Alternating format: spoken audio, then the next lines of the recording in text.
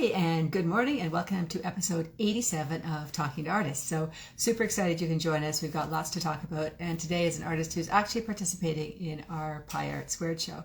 So for those who don't know, it's a show where all of the work is done on circles, 12-inch circles. Very cool. For a lot of artists, it's the first time that they've worked on circles, so that's been really interesting to kind of hear about some of the challenges and some of the joys of working on something different. We have everything from abstract to landscape to portraits to collage to like everything. It's super awesome. So hopefully you will join us. The opening is in Toronto on March the 11th. For people that are remote, the show will also be fully online, so you can buy online. And in order to get a sneak preview, go to my website, katetaylorstudio.com, sign up for the mailing list, and we can send you a link 48 hours before so you can plan your attack of what to buy. Anyway, getting right on it. The other thing I did want to mention is that obviously March 8th is International Women's Day, and the Leslie Grove Gallery has a really awesome show on right now celebrating women and their voice. The opening is tonight. That's Leslie Grove Gallery down on Queen Street East. And there is also an online talk, which you'll have to go on the website and check the exact date on. But that's being curated by Joanne Pollock, who was actually a guest twice on Talking to Artists. She has so much awesome information for artists. And sign up for that. It'll be a really great discussion. So I'm excited about that. So right now I'm going to bring on Raquel Roth. And let me see. She is right here, and she is going to...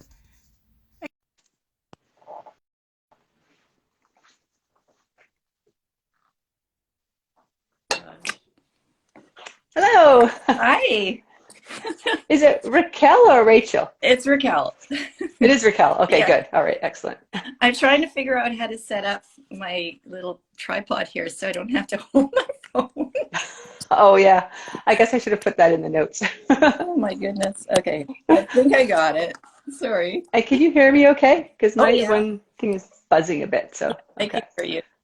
Okay. This might fall over at some point. I don't know. We'll see. Worst things have happened. Last week, right at the very end of the interview, I just completely lost connectivity. So it just was a very abrupt end. I think it's so anyway, I want to thank you for joining me. I always love to talk to artists who, I've seen their work before I've actually met the artist, which is the case here because you were part of our Pi Art Squared show, which is super exciting. Yeah. And also part of the In Bloom show, the Square Foot show that Julie Vidstra is doing, which I think that show is at the end of March. Yes. So, yes. Right. Yeah. I just finished, cool. I think I just finished my last one for that one, so I'm feeling good about that. I've got 1.5 because one of them not totally sure if it's finished or not. I felt I have to let it rest a little bit and then kind of go back and look at it. So, yeah. But a bunch more in the works, hoping to have the full 5 for that. And of course, also working on my tondos for the Pi Art Squared because crazy enough, of course, I don't have mine done yet, even though everyone else has theirs done. Well, you've got so much to do, coordinating everything. So, I mean, I don't know how you manage it all. Well, it's interesting because this year it's definitely much more national. Like last year was primarily Toronto, so a lot of the logistics were a lot easier. But this year, like you're from Halifax, we have a number of artists from Calgary and Edmonton and BC, which is super exciting. But it's just kind of the whole shipping. Can we be open with COVID? Are we having an opening or not? That was a lot of. But it looks like we're good to have a real opening, which is awesome. Mm-hmm. And the store is getting populated, so it'll go live on a week Friday. Awesome. So very exciting. And you did you receive mine? They had said there was an issue did. With the shipping. Okay, good. Yeah, no, they that was actually kind of funny because I got to work and I had like a stack of, I don't know, about 7 or 8, maybe 10 of the postal things. So I went to the post office and picked them up and like the stack was just like, 3 feet high. You need like a transport truck to bring them in. Yeah. Yeah.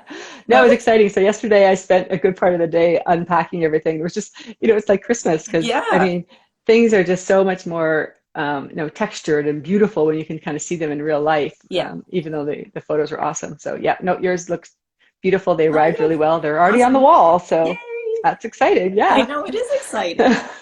I wish I could be there, in person to see these shows, but being out here, it's a little bit harder to kind of get back, get into Ontario, get to see them. But one day I'll come out for an opening. It'll be fun. Yeah, it will be. It's just, this is really going to be the first real opening we've done in what, like a year and a half. Oh, wow. Yeah. Because the first Pie Art Square show I did was in 2020, and it was much smaller because it was sort of a bit of a pilot, and we had everything on the walls, and then the day before the opening, everything shut down. Oh, So gosh, yeah. that was disappointing. But anyway, Yeah. this year, fingers crossed, it's going to be awesome and it's going to be live. Yeah. So that's good. Awesome. That would be great, because it'll be nice to be able to experience a little bit of it live, being out here. So, but it was really cool painting on rounds for the first time. I hadn't done that before. But it really is, it does lend itself to a lot of different types of paintings, doesn't it? Like, I wasn't sure how the florals would translate on them, but it did work out really well. I quite enjoyed it, actually. Well, I think actually florals are almost best on rounds, because by their very nature, they're already so organic, and there's kind of that round element, right? So I love the fact that they kind of like, float up around the sides of it. Yeah. But yeah, I had quite a few artists that ordered like 5 panels, because they're kind of like, don't know if it's going to work or not. I might send you one. And then, as they went through that, they're like, yeah, this is really cool. It just took a while to wrap your head around the different shape. Yeah. And the panels are lovely. I mean, they're so well made, and they're so sturdy. Like, I didn't worry about shipping them this time. Like when I ship canvases, I'm padding them with like 3,000 layers of bubble wrap, but like these were really sturdy. So I was like, okay, well, I can just, I mean, I still packaged them well, but I wasn't worried about them getting damaged this time. And they were just, they were so nice and smooth, and so I ordered actually some more, because I really I really liked the experience of painting on them. So I just ordered a bunch more. And I talked to the gallery owner here that I work with the most, is Argyle Fine Art and Adrienne is the owner. And I mentioned to her that I was doing the Pie Art Square show with rounds and stuff. She's like, oh yeah, that's kind of a neat idea. So, she's going to have a little round show coming up, group show for the gallery artists as well. So it's kind of neat that, Oh, that's cool. Starting a new trend. I hope so. Well, I'm just doing the plan for the artist projects. I'm doing the art fair in Toronto, and we're going to do a whole bubble wall that I did in the One of a Kind. And so the bubbles are anywhere from 4 inches up to, I think they're largest is 30 inches. Yeah. And they look really cool, all kind of randomly. Yeah, no, I saw some of your installation pictures, and it does look really awesome. Like, as a grouping. It's so cool. Yeah. It's fun. The rounds, the 4-inch rounds must be so cute. Like, they're cute, but oh my God, they're hard to paint. They're so small. I paint with a palette knife too, right? So it's like, there's only so small you can get. I do a lot of small, so like for me, I just like anything small like that. I think is just the cutest little thing to paint on, So I did order a bunch of smalls from Rustic Girl, so I'm excited when those come in. Yeah, those will be really great. I remember at the One of a Kind, I painted a couple. I did the 4-inch ones really because I needed them to fill the gaps with all the other pieces, like from the installation point of view. And of course they sold first because they were nice and small. Yeah. I remember this one guy, and he must have been, I don't know, like 6'3", this big guy, big broad shoulders and stuff. And then you're taking a picture and he's holding this tiny little 4-inch painting. It's kind of cool. Yeah. It's a juxtaposition. Yeah. That would have been funny. Yeah. So I understand you're now in Halifax, but originally from Trinidad. Yes. And so have you been in Canada long? Like has your Trinidadian culture and colors kind of changed and informed the way you work or you paint, or? Well, I came to Canada when I think grade 6. So I've been here for a long time. But my family regularly goes back for Carnival celebrations. My mom always has gone back. And the last time actually that I was back for Carnival was about 20 years ago. So, but when I was younger, I did take part in, there's children's carnival as well. So I did take part in that. And it is a really colorful, party, really. I mean, you're basically partying in the streets. Really, that's all it is. There's nothing wrong with that. These wild costumes, and they're playing music, and you're just, you're shuffling down the streets dancing, and it is really just a great big celebration.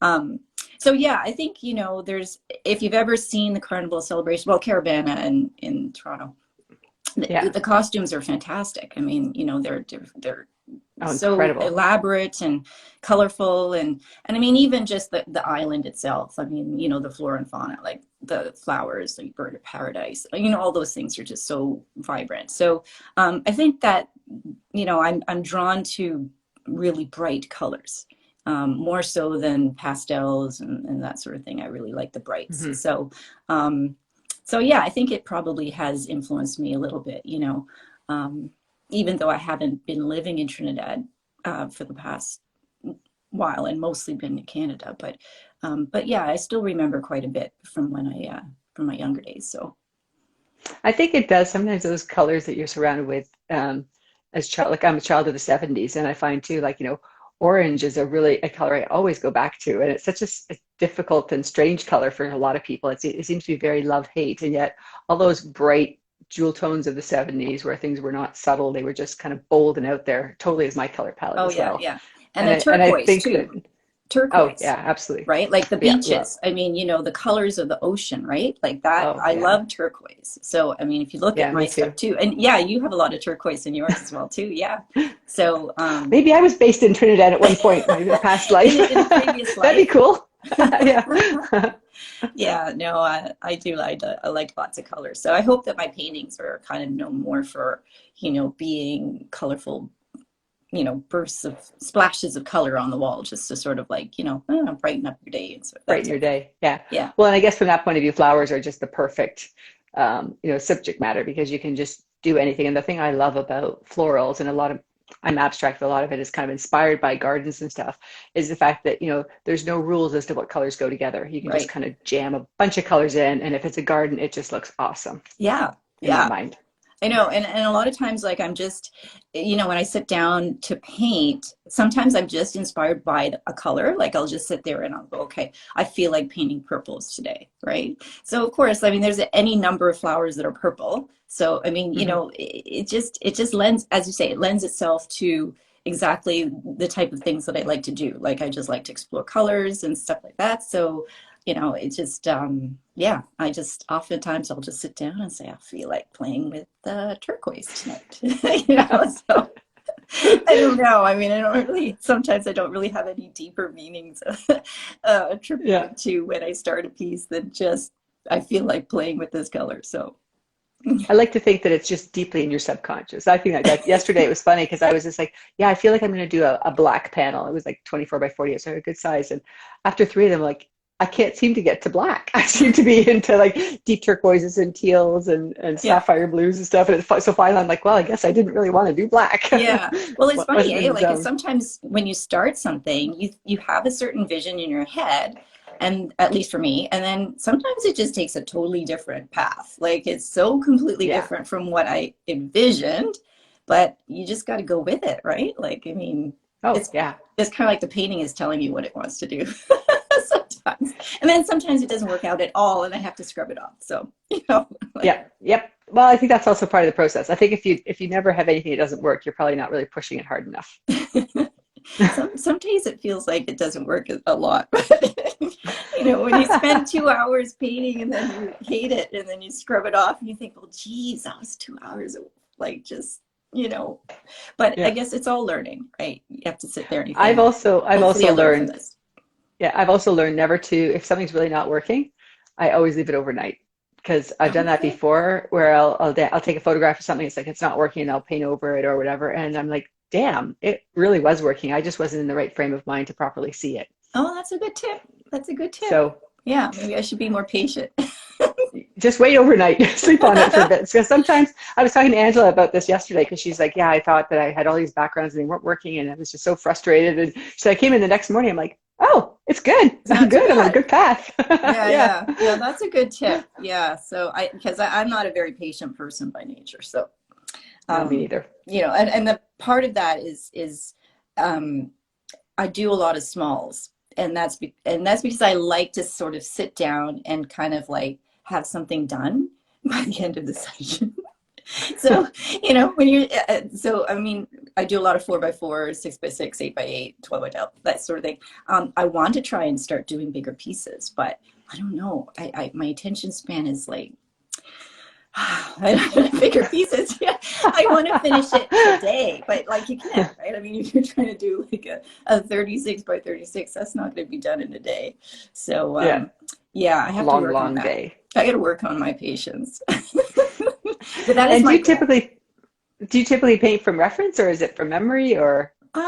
Well, when I first started painting, I was using a lot of reference pictures. And now I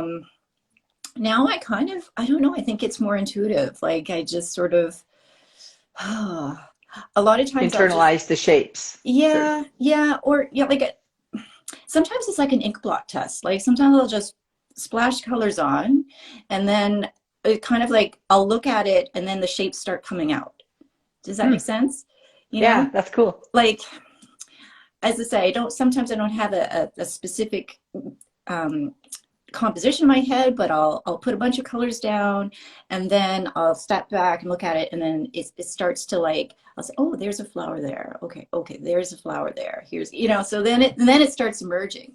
So from that point of view, then yeah, a lot of it is kind of from my head these days, it seems. That's interesting, because you're almost approaching it like an abstract artist, and then you end up with more realism. Because typically with abstract too, I think it's more about the mark making and the shapes and the colors versus anything obviously representational.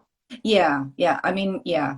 I think for me, like color is what really grabs me. Like when I look at someone else's art, like it almost doesn't matter what they paint, but if it's the colors that grab me, I mean, that's what stops me in my tracks, is the colors, right? Yeah. So, yeah. So I think I kind of focus on that. I try to put together colors that I love, and that maybe aren't always used together a lot. Like, I don't know, like some people don't like pink and red together, but I kind of like pink and red together. Oh, I love it. Pink, red, and orange. I love to mix those three. Yeah. I like especially if the pink is like a hot pink. Yes.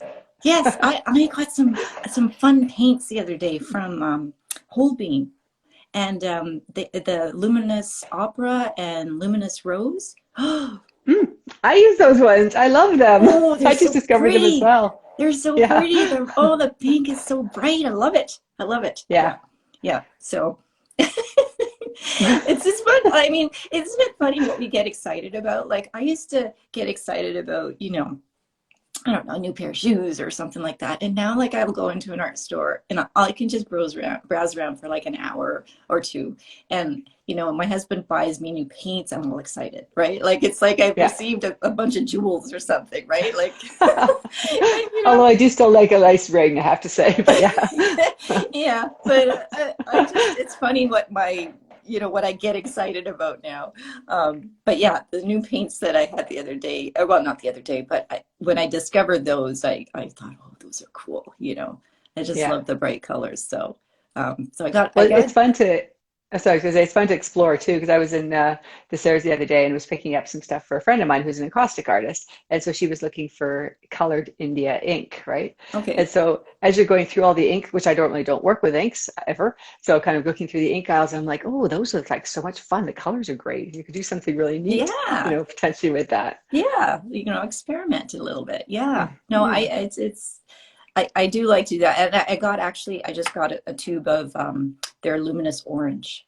So kind of excited to try that one out. That's fun. Yeah. But you did not start out life as a painter, I understand. You were a dental clinician, which seems very remotely different from a painter. Well, yeah. So I went to dental school and I met my husband in dental school. So I'm happy that I did go to dental school because we met. So that was great. I don't look at that and say, oh, I wish I just went to art school, because then I wouldn't have met Steve.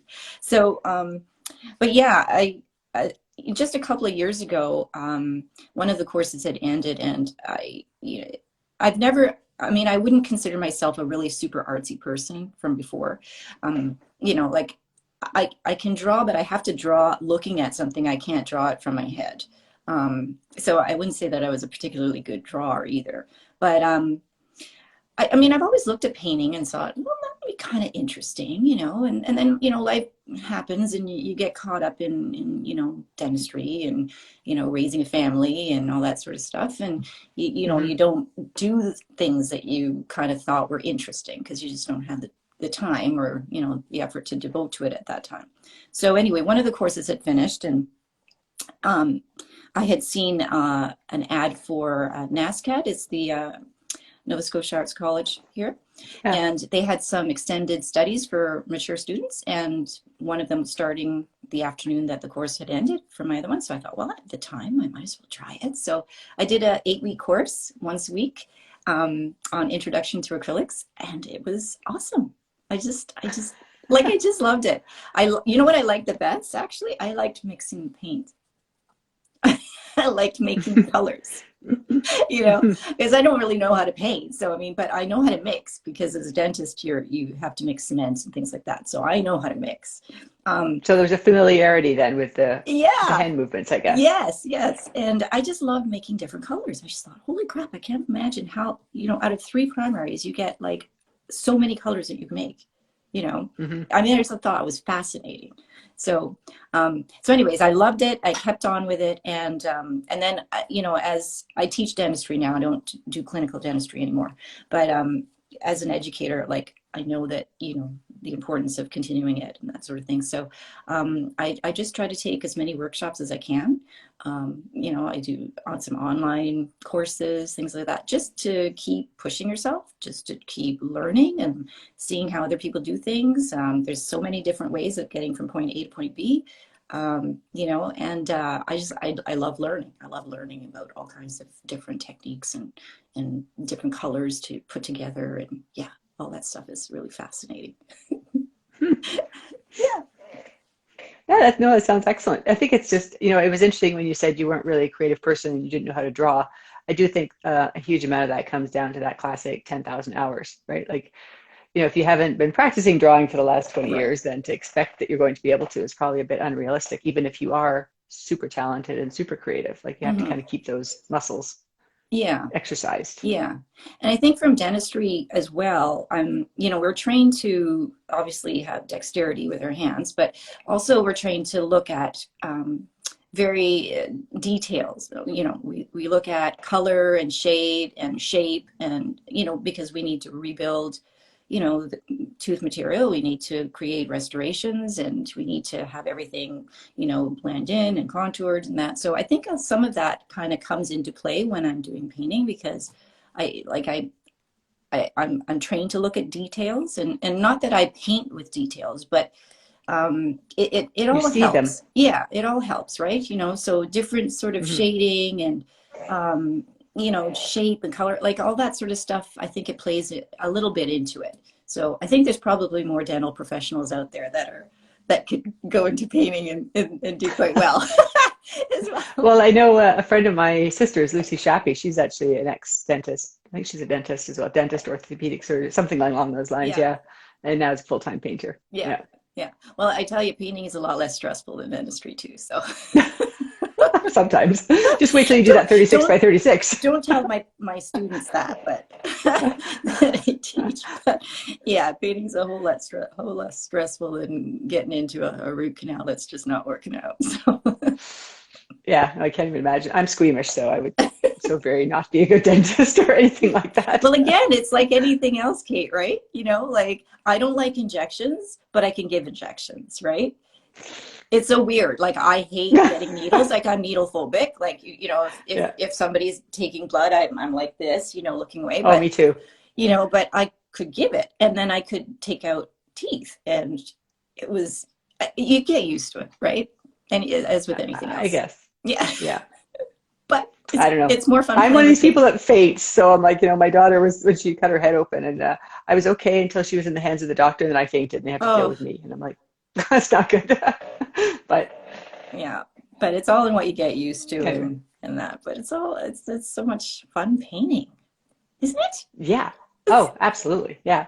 I wish that being an artist, I think there was a picture somebody posted at one point where it was like a pie graph, and it was like, life of an artist, time spent painting, and it was like this small piece of the pie, and the rest of it was like, all the other business side of it. I wish I had more time for painting, because I mean, as you get busier, there's so much more to being a full-time artist, isn't there? Like, I mean, there's the marketing, the photography, the sourcing materials, it's all that stuff, which goes part and part of being a successful artist. So I mean, I'm enjoying that part too, but I would like to get to more painting sometimes.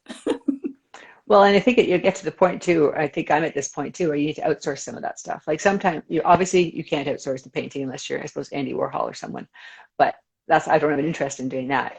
But there are other things that maybe could be outsourced. Yeah, yeah. And once COVID is over, that might maybe potentially become actually more feasible. Yeah, well, my son, he just got a cell phone and he wants to earn some money for his cell phone bills. So I might put him to work. On social media or something. Teach him how to do some things, yeah. Because, yeah, you need time, right? Like, you know, and shipping and all that sort of stuff. Like if I had somebody wiring up my paintings for me, that'd be awesome. But it's part of my personality too, that I'm, you know, the type A that, like, I kind of like, it's hard for me to relinquish control. Like I like to make sure things are done a certain way. And I don't know, I think it'd be hard right now for me to teach him to try to do that. Cause I'd be always worrying, okay, was it to my standards before I, you know, was that wiring done properly? Like, you know, was the wire tucked properly so it doesn't pick somebody when they, you know, go to hay, like, you know, all those little details, right? That I find hard sometimes to sort of let go of, you know, and to give somebody else the control to do that. But at some point you can't do it all yourself. So, well, and I think sometimes that may be a good opportunity for like, I mean, especially since you're near NASCAT, like an art intern or something like that, where they want to learn that stuff and they want to do it properly, right? So I think you have the ability, and it's actually helpful for them if you are super anal about this is exactly what it needs to look like, right? Because there's a level of quality control. Yeah. No, that's a good idea, actually. Yeah. Because we really see that, like not only some of the Pie Art Square, but a lot more through the Leslie Grove Gallery, where there are pieces where you're just kind of going, like the piece at the front is beautiful, but it's just like, it's wired with, you know, like string that bends and comes untied, and the edges aren't really finished, and the signature's crooked. Like it's kind of like, you know, those finishing details are really important to kind of making the whole piece look really elegant. Yeah. And I think sometimes that's the part that's missing sometimes. Yeah. No, I take pride in trying to make sure that everything looks really clean and neat on the back of the painting as well as the front, obviously, you know, because I think it's all in presentation, right? Like, I mean, yeah, it's just part of my nature just to do these things.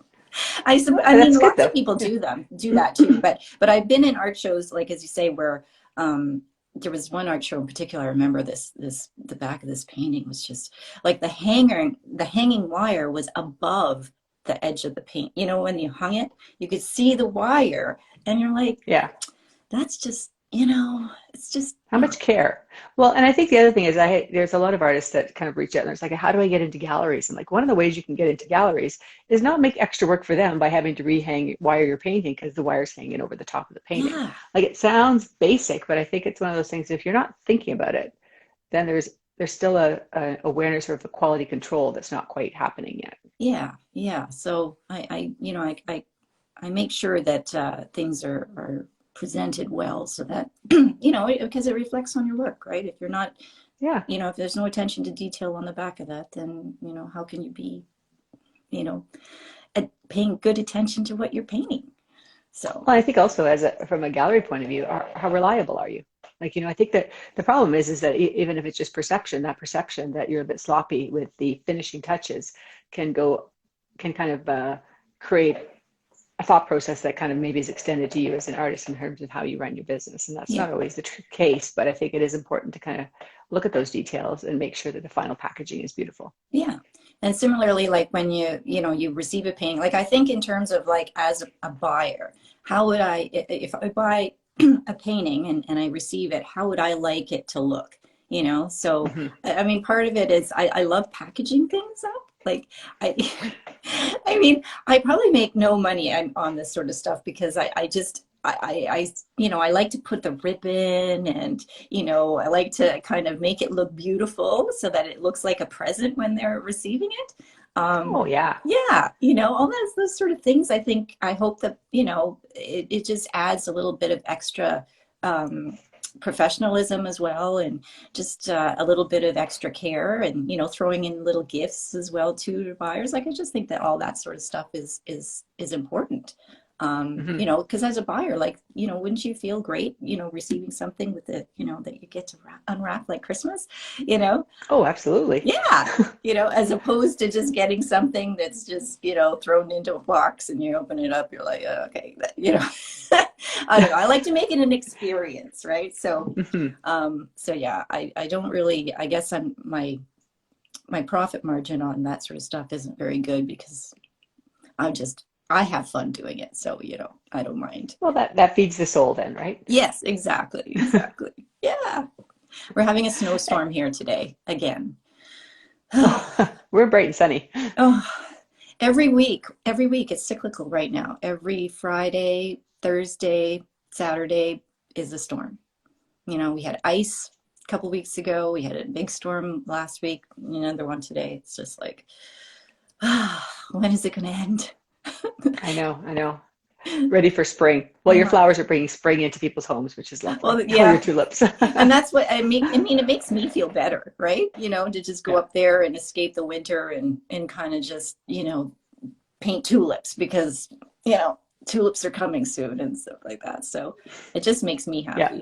So awesome. Yeah. And as I was reading through your website, you mentioned a lot about the importance of a female artist community, like building that community of women artists. And since it's International Women's Month, I thought I would talk to you. Yeah, well, March 8th is International Women's Day, apparently. Cool. Well, not apparently, it is. Okay, cool. So, yeah, so I was just wondering if that's something that you kind of actively went out and pursued that sort of female community, or whether or not it happened to be that way. You know, I took some courses from some female artists here in Halifax when I was first starting out, and I've kind of maintained friendships with them as I've continued on my journey, and they've been really great sources of help. You know, when was getting ready for the very first show that I ever did a couple years ago, you know, they gave me advice, and you know, it's been great to sort of talk to them and ask them a few things about the business and, you know, how do I do this, how do I do that sort of thing. So I think I've kind of had that from the start. Even the teacher that I had at NASCAD, I'm in contact with her every now and again, and, you know, letting her know where I am and, you know, and that sort of thing. And she wants to know about it. I feel like, and even on the internet too, like, I mean, you know, when you join these shows and you get to know more artists, I mean, everybody's just so friendly. Like, I mean, not that you expect it to be competition or anything like that, you know, but it's just, everybody is pulling for everyone else, it seems. You know, like everybody is excited when, you know, the other artists, when you sell out or when the whole show goes well or so, you know, like it's been really supportive. Just a great experience, you know, getting to know more artists through all these shows. But yeah, like I just feel like, you know, you get all this support and you feel more confident to be able to sort of try new things and kind of experiment and, you know, apply to more shows. Like you just get I don't know, just. Well, you get connected into what's happening in the community for sure. Yeah. And it's just like, it's neat because I joined LU as well, which is a mentorship program that was started by Julie DeBoer. Yeah. And it was so neat over this past summer, that I got to meet one of the other members, Heather Kinnahan, and because she came to Halifax because her, I guess her son comes to Dalhousie here. And it was so cool to meet her. You know, like, it's because we connected at the first Square Foot show we connected on was last year. And it was her first time in the Square Foot show. It was my first time in the Square Foot show. So we kind of like chatted a little bit. It's like, oh, we're so excited. We go, you know, that we're doing this. And oh my gosh, you know, so we kind of connected with that. And we sort of, you know, maintained conversation. And then she said she was coming to Halifax. I was like, oh my gosh, that's so cool. And we met and we were chatting for hours and hours. Like, it was so neat. Like, so you feel like you almost have like a spot to go now. Like, I know, you know, out in Victoria, I can go visit Marcella, you know, I can, you know, like there's people in Calgary, there's, you know, people in Toronto I can like connect with if I'm there. So it's kind of neat. It's like a great big family network, you know, and Yeah. it's nice to be part of it. You know, it's nice to start to get to know people, and everyone is just so helpful. I feel like always offering advice, or you know, how they do certain things. Like nobody's really being, you know, I hate to say it, I mean, but you know, dentistry is much more competitive. You're much more competing for patients, I think. Well, I think, yeah, and I think I came from a marketing world as well, and I think it's like that. But I think fundamentally the difference is that, you know, how can I personally as an artist compete with you as an artist? The work you do is completely different, right? So the fact that color connects it is, it's like there isn't really a direct competition because everyone does things that are so different. Whereas something like dentistry and marketing and advertising is still kind of a commodity product where, you know, people can produce similar things, which means that that need for competition and fighting for the client, I think, is a lot stronger. And even going into dental school, I mean, you know, there's competition to get in, you know, you got to get the marks to get in, and competition for residencies and all that sort of stuff. So it's a different, I mean, not that, you know, you wish ill on people, but I mean, you're trying to get into something over other people, right? So, right. But with the painting, I mean, like, yeah, like there's just so many different styles, and I mean, yeah, I don't know. It's just not that same environment of kind of competition, I don't feel. Well, maybe it's the attitude too, because I mean, the reality is there's juried shows. So technically, you know, we're against each other in terms of securing that one spot in a show or something. But I think the attitude around it is very different. I think there isn't really a strong business focus for a lot of artists, and therefore with that removed, then really it's more about your own work and your own creativity, and therefore that's not really in competition with other people. Yeah, and there's room for everybody, right? There's room for everyone's art, you know. So there's lots of people that need to get pieces of art to sort of cheer them up these days, isn't there? We don't want to talk about all the other stuff happening right now. But no, because anyway. It's hopefully ending. I don't. That's another reason I escape into, you know, with COVID, when COVID started and everything was shut down, that's kind of really when I really started painting in earnest, like every day, you know. So it's kind of like, even if I only have a half an hour to go up there and do a really quick 4x4, like I try to paint every day. So it's practice, right? Yeah, so, and routine. Yeah, and the routine of it, I think, is important.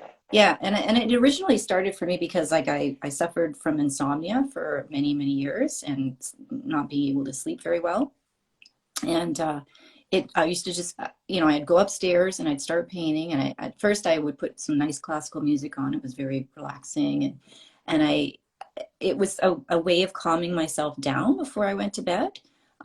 So it kind of really helped, and then also was also dealing with stress too because of COVID, and you know, like nobody at that time, nobody everything knew. It was scary. It was super scary. Yeah. So, you know, it was a way of escaping, right? You know, you escape for a couple of hours that you could just leave everything else behind, and there was nothing else to do anyways. Everything was closed, right? So I really started painting in earnest then, and it's really helped me quite a bit. But now I don't listen to classical music anymore. Now I rock out to AC/DC and heavy rock when I'm painting delicate florals. I love that juxtaposition. It is. Yeah. But now and I have to say, I listen to a lot of Adam Lambert too. But it's just the beat. It's just whatever gets me going, right? Yeah. And then so, but it's still relaxing, and I paint a lot, mostly at night, when the house is pretty quiet. My husband goes to bed very early because he's a runner. He gets up at like 5 a.m, so he's in bed by 9:30, and I'm like, I can't go to bed at this hour. Like, there's no way, you know. Yeah. So I try mostly to paint at night, because I mean, if I paint during the day, I get nothing done. Like, I don't want to stop to make supper or do laundry or, you know, get groceries. You don't do that stuff. That's what I do. I know. But as I've become more busy, I have been stealing time during the day, and it's bad because there's some, you know, we don't have any milk in the fridge right now. It's like, you know, and I can't go out today because it's a blizzard, so that's my excuse. But yeah, it just it is a way of just boy, you just lose yourself in painting sometimes. Just you know, can just go for hours, right? I think it's been important. Yeah. What's the longest that you've ever painted, like in a session? It's hard to say because I typically flip back and forth. So I'll do a day where I do just backgrounds because the backgrounds are very physical. I work flat and they have to really scrub the stain into the wood grain. So I find that probably if I get 4 hours in, I'm doing really well. But there definitely have been times when I'm really in the zone of painting where I'll kind of do, 6 or 7 hours, but that's unusual. But that's partially again because I paint flat, and so it just becomes hard on my back after a while. Oh yeah. And I keep trying to work on a easel, and it just doesn't have the same energy for me, and so it gets all bunged up. So I haven't been successful that way yet. And that's funny because I can't paint flat. I don't know. I think I don't have as good a perspective when I'm looking at it flat. So I have to have it on. And I feel exactly the same way with it being on an easel. Oh wow. Yeah, that's kind of funny. So and I sit when I'm at the easel. I don't stand. I can't stand for that long. I mean, well, and I stand. So that's partially my challenge is that I'm standing and I'm bending. Yeah. And the panels I'm using, if I'm doing like a 36 by 48, they're heavy. Physically, they're heavy. So there's a lot of kind of heavy lifting that goes with it too. So I'm getting old and crotchety now. You only paint on panels. Okay. Yeah. Yeah. Yeah. That's a different feel from canvas. Did you paint on canvas before? I did very originally, but I kind of discovered the wood grain. So I stain the wood, and the wood grain is a really important part of the painting for me now. And so I really actively look for panels that have really nice wood grain, and I stain multiple colors and then work a lot with kind of negative space. Yeah, that's cool. So it's cool, but it's just, it definitely gets to the back. And, it's kind of, I know it's fun. And sometimes I'll do a bunch of backgrounds, and I'll go and have lunch or have some tea, and then I'll do some of the painting, and then I'll come back and I'll do resining in the evening. So there are days when I'll do paint almost the entire day, but it's not just painting. It's working on the pieces, I suppose. Mm-hmm. And we thought the dentistry was hard on the back. Oh boy. Yeah. I know. I keep trying. I even bought an easel for the cottage because I'm like, I really need to work on, painting. And it feels, I think because I work with a palette knife, it's a different, the way you hold, the angle you hold your knife at is also just feels very squishy with I'm trying to paint up. Yeah. Oh wow. Okay. Other people do it, so I'm sure it's doable. Well, it's all what you get used to. But yeah, no, that's interesting that you do that. Yeah, no, I can't look straight down. It's just my perspective is just too. It's too. I have to. But I'm not doing realism, right? So sometimes that warped perspective actually helps the piece, I think. No, I love your pieces. They're so cool. I love all the colors that you use. Obviously, I love color. So thanks. Same color palette, right? And so I noticed you participated in February Flowers. I guess that's like an online community or not really a contest. I think it was started by Amanda Evanson. So every day you're supposed to paint something or share something creative regarding flowers. So I think it's really that you're supposed to paint something. But this year, so I did it. I did it for the last couple of years. And I mean, you by the end of February, you have a lot of small pieces. But, because I would try to do one small piece every day. I guess you could do a bigger piece and show part of that, but I kind of took it that I was doing a new piece every day. So, so that really accelerates your learning curve as well. When you're, and it makes you want to get to the easel every day because you're trying to think of new ideas and stuff to sort of, and when the prompts also help as well. So she gives you a couple of prompts. So, I've been doing that for the last, I think at least 2 years for sure, maybe 3, can't remember, but yeah, at the end of February, I got lots of inventory. I always love the idea of those, and I'm always terrified that I'm like, I just don't know if I can add something else to my to-do list, and then I'll end up not being able to do it, and I'll feel like I'll fail, a failed opportunity. Well, I kind of combined both this year. So if you look at some of my posts, I did not post every day, but I did paint every day. I really did. Because I was getting ready for Pie Art Square and also for the the square foot show. So I did paint every year. And then every now and again, I have a post where I've caught up on 4 different prompts. So, you know, I had one painting where it was like turquoise and abundance and garden. And I thought, well, that fits, you know, for the that goes all together. Yes. Yeah. Fits for all those 3 days, because I really was painting those 3 days, but not following the prompts exactly, you know. But yeah, so this year it was a little different because I've gotten, I mean, in previous years I wasn't as busy. I wasn't in any shows, so I was just doing the February flowers, and that was fun. And I mean, I'm still having fun, but yeah. So I'm actually, you know, I'm fortunate to have been getting into a few more shows these days, and loving every minute of it, really. Yeah. It's, I always want something to look forward to do as an artist. Yeah. I was always worried. I'd be like, oh, I don't have any like thing to paint for. Like I like to have something to paint for. And, you know, it's being goal oriented. I find I'm like that too. Yeah. Like I don't get anywhere near as much done if I've got lots of time to do stuff. Versus I've got goals, I have to work on them, and that just galvanizes something in my brain to kind of go, okay, go. Exactly. So, so it's been kind of cool because, you know, before when I was doing like one show and I would get ready and my upstairs studio would be like a disaster, you know, like area. You know, I say, well, I'll clean it up after I'm done the show. Obviously, you know, I'll clean it up after if the show is done and stuff, and that would happen. And now it's a constant state of stuff everywhere, really. You know, and my son says, but Mommy, you're always in a show now.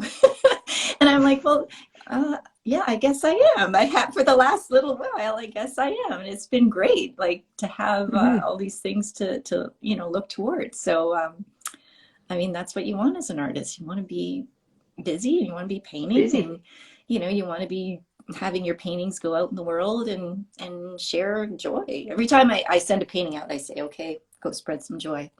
That's what I say. Yeah. I do. I love that. You know? Yeah, no, I totally agree. That's my whole stuff's about that too. Like it's about joy and bringing joy into people's lives. Yeah. You know, and I think that's been especially important recently, but I also think there's never a bad time to celebrate more joy. That's right. That's true.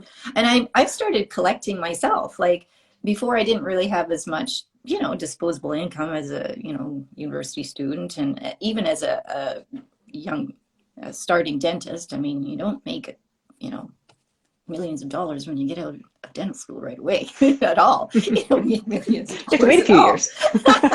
I mean, no, actually, well, no, I mean, I was an associate. So, I mean, I only got like 35% of my billings of my collections. So, you know, don't tell the students that either. Well, good chance they won't be listening to this podcast. They're going to be like driving a Porsche or a Mercedes their first year out. It ain't going to happen. But anyway, I don't want to tell them that. But anyhow, now I lost my train of thought. I don't remember. I lost your train of thought too.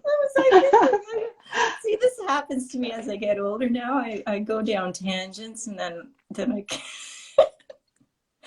okay, well then that's gone.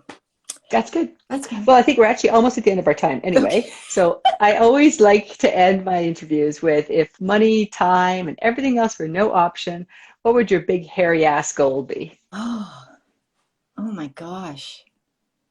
Oh my goal as an artist or as a person? Yeah.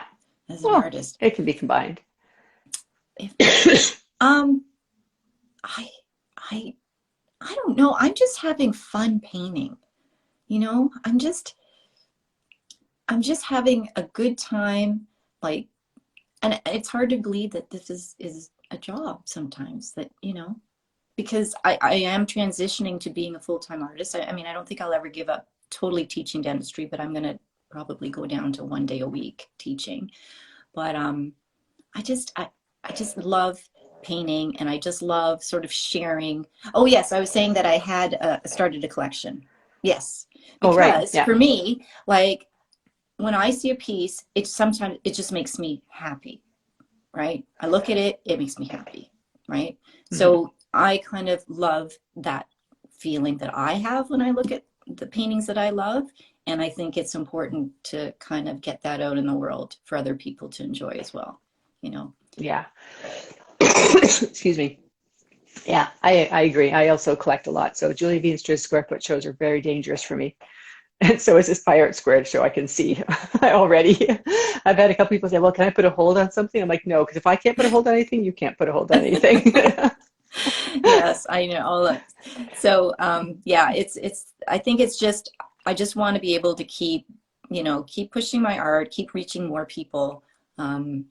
You know, not so much, not giving back, but just getting my art out. And I've had people, you know, send me notes saying, oh, this piece makes me feel, you know, gives me hope. Or, you know, my son is sick, and, you know, it makes me happy when I see this piece. And, you know, my son, you know, loves this piece as well. And it just, I mean, it makes your heart, you know, just when you get notes like that. It's so gratifying. Yeah. And it's like, that's why I'm painting. It's just, it's not, you know, I mean, I enjoy it, but also it's just like, it's hard. Like it's amazing that when a piece that you do touches somebody like that, right? Like it's like, what a feeling, right? You know? And there's nothing like it. It's kind of addictive, actually. Yeah. So it's just, I don't know. I don't have big, huge aspirations, I guess. I just want to keep painting and spreading. But I think following your passion is really the best place for that journey to be. Yeah, and I'm passionate about painting. And I didn't know I could do this. Isn't that weird? I didn't know that. It's awesome. You know, and I guess for other people to sort of, you know, pursue your passions, you know, if you have always wanted to do pottery, like, you know, take a pottery class, you know. You never know where stuff like that is going to lead. Like, I didn't know that this was going to be, if you told me like a couple years ago I would be trying to I would be a full-time painter, I would have been like, really? No, you know, like I just, I did not think that this was going to develop into what it is, but yeah, I'm super happy that it has. And I've found my passion. I found my passion. Well, that's my awesome. husband, actually, and my family, obviously. Yeah, well, that's a given, I think. Yeah, but I found my passion. So yeah. Good. Well, I think we have to end the interview, but I just wanted to thank you so much for your time and energy, and I'm really I'm sure that all 5 of your beautiful tulips will sell because they're gorgeous, and I'm looking forward to more people seeing them in person on Friday, March 11th at Art Alchemy. And don't forget I will post this on it'll be my Instagram and on YouTube and Facebook. And then if you are looking for other past podcasts of the other 86 versions I've already done, anywhere you have your podcast, you'll be able to find them all under Talking to Artists. So thanks so much, and have an awesome day. Thank you for having me. It's been great. Okay. Thanks, Kate. Good to. All right. Bye-bye. Bye-bye.